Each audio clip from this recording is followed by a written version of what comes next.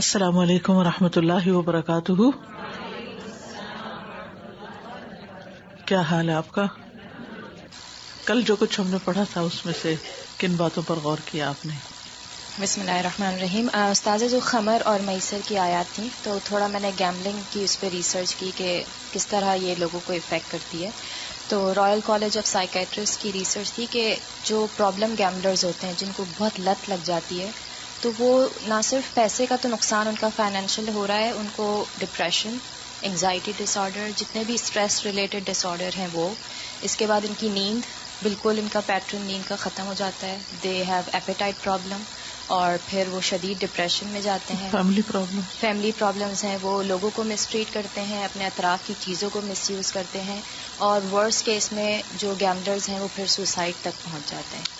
اور with in صرف Canada 76% of adult Canadian جو ہیں وہ پراپر گیملنگ میں انوالو ہیں، 76% اڈلٹ. لیکن جو ٹین ایج ہیں ان کا میں نے دیکھا تو یہ جو چھوٹے چھوٹے گیمز ہیں آن لائن، وہ اس میں اتنی بیٹنگ کر کر کے انہوں نے اپنے باپ کے کریڈٹ کارڈز چرائے اور ماؤں سے پیسے چرائے، تو وہ صرف ود ان آن لائن گیمنگز میں اتنا بچوں. تو یہ پچھلے 5 سالوں میں جو جس طرح کے گیمز آئے ہیں اس میں بیٹنگ لا کے بچوں کو فردر گیملنگ کی طرف ڈال دیا.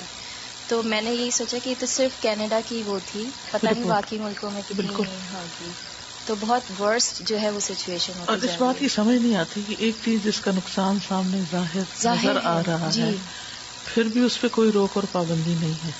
کافی کنٹریز نے تو اب لیگل گیملنگ کر دی ہے کہ آپ کیسینوز میں آئیں اور you can play and one. تو اللہ تعالیٰ بچا کے رکھے ہماری نسلوں کو. یہ میں دیکھ رہی تھی 215 جو آیت ہے اس میں ہے کہ ماں باپ کو دینا چاہیے، جو بھی رشتہ دار ہیں سب کو. تو وہ عورتوں کے لیے تو ٹھیک ہے جو اگر جاب کر رہی ہیں، لیکن اگر جاب نہیں کر رہی ہیں تو پھر ہسبینڈ سے کس طرح سے اس چیز کے بارے میں وہ کس طرح سے ہیلپ کریں، کیا پوچھے، پھر ان پہ کیا ہے اس بارے میں؟ دیکھیے کہ ہر مالدار خاندان کے اوپر یہ لازم ہے کہ وہ اپنے غریب خاندان کا، ضرورت مند خاندان کا خیال رکھے. یہ کوئی عورت کی طرف سے حکم نہیں ہے، یہ تو اللہ سبحانہ وتعالیٰ کا حکم ہے. تو اس میں اگر آپ کو پتہ چل گیا تو آپ اپنے شوہر کو توجہ دلائیں. اور جیسے ہم زندگی کی اور نارمل باتیں کرتے ہیں اسی طرح ہمیں ایسے ایشوز کو اٹھانا چاہیے اور پھر بات کرنی چاہیے اور پھر ایک دوسرے کے ساتھ ڈسکس کرنا چاہیے اور طریقے سوچنے چاہیے. ان کے اگر آپ کو حالات معلوم ہے تو وہ شیئر کرنے چاہیے تاکہ دوسرے کا دل نرم ہو، اور پھر یہ کہ وہ بھی اس خیر میں حصہ لے اور مل جل کر کریں. اور اگر آپ سمجھتے ہیں کہ دوسرا شخص جو ہے وہ بالکل اس حق میں نہیں ہے تو آپ کے اپنے ذاتی خرچ کے لیے جو پیسے ہیں آپ کو ملے ہوئے، آپ اس میں سے جو حیثیت ہے آپ کی اتنا کر دیں، کیونکہ لا یکلف اللہ نفسا الا وسعہا. جو آپ کے پاس ہے نہیں اس کے آپ مکلف بھی نہیں. یہ تو مکلف وہ ہیں جن کو اللہ نے بہت کچھ دے رکھا ہے.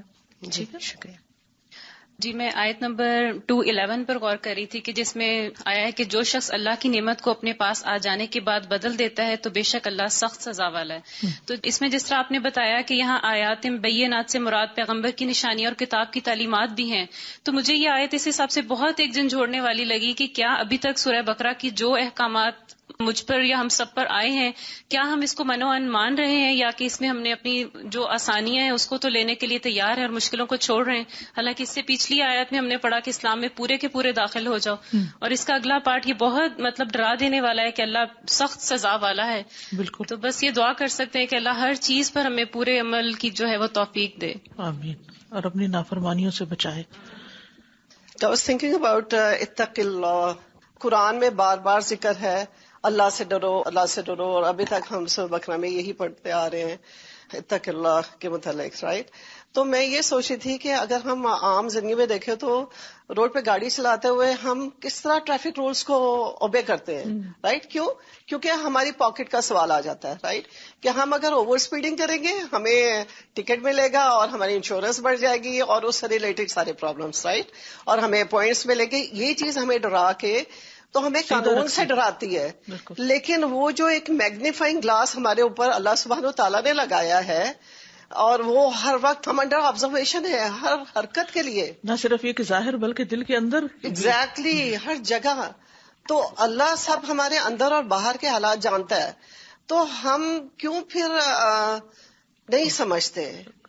ہم اپنے نفس سے جہاد شاید نہیں کرنا چاہتے، یا اندر کا بھی ایک دشمن ہے اور ایک باہر کا ہے، شیطان بھی ہے، ماحول بھی ہے، تو اس لیے بہت کانشیس ہو کے زندگی بسر کرنے کی ضرورت ہے، اور یہ ریمائنڈرز بار بار لیتے رہنے کی ضرورت ہے۔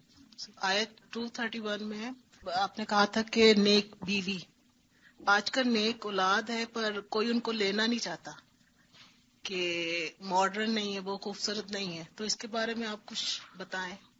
آپ دیکھیں کہ نیک ہونے کا یہ مطلب نہیں کہ آپ میلے کچالے رہیں، یا آپ کوئی زیب و زینت اختیار نہیں کریں، آپ پڑھے لکھے نہیں۔ جو ایک اچھے انسان کے اندر، ایک اچھی عورت کے اندر جو خوبیاں، جو کوالٹیز ہونی چاہیے، ان کے ساتھ ساتھ نیک بھی بنا جا سکتا ہے، اور وہ بننا چاہیے۔ عموماً ہم نے یہ سمجھ رکھا ہے کہ یہ دو چیزیں شاید ایک دوسرے سے الگ ہیں۔ نیک ہونا تو سب سے بڑی نعمت ہے کہ جس کو توفیق ہو جائے، کیونکہ اس کے اخلاق سنور جائیں گے، اس کا تزکیہ ہوگا، اس کے معاملات اچھے ہوں گے، اس کے اندر صبر اور حوصلہ ہوگا۔ تو جب اچھی کوالٹیز آپ کے اندر ہوں گی تو انشاءاللہ دلوں میں خود بخود جگہ بن جائے گی۔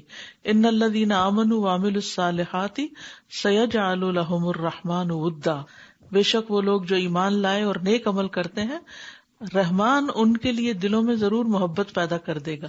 تو اس لیے اس کی فکر نہیں کرنی چاہیے کہ اگر ہم نیک ہوئے تو شادی نہیں ہوگی، یا شادی ہو گئی تو شاید شوہر کی نگاہوں سے اتر جائیں۔